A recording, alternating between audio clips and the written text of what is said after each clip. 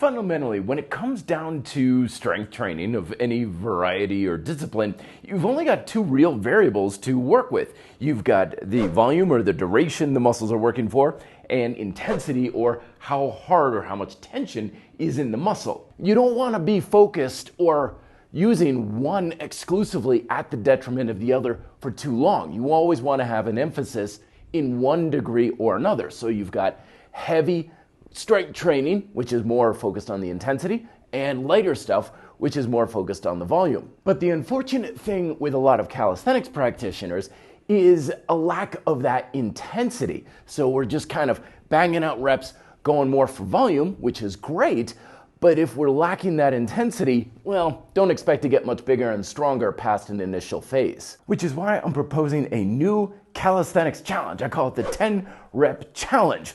You might be thinking, I can do more than 10 reps in anything. I warm up with 100 push-ups. Yeah, I know. That's the problem. The challenge isn't to get 10 repetitions.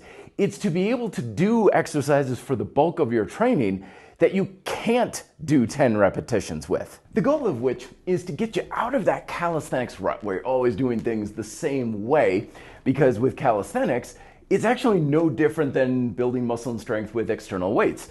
But with calisthenics, you have to go with a harder exercise in order to add resistance and challenge. As a result, we get caught in that rut where we keep doing things the same way, and we end up rep chasing. And of course, just chasing endless reps and endless volume gets you caught into that idea of overemphasizing volume and underemphasizing that intensity. And there are loads of ways we can make calisthenics training more difficult. Of course, adding weight, the dip belt or weight vest is one of the common ones. That's great. But I encourage you to look more towards technical challenges as well for basic progressive calisthenics theory.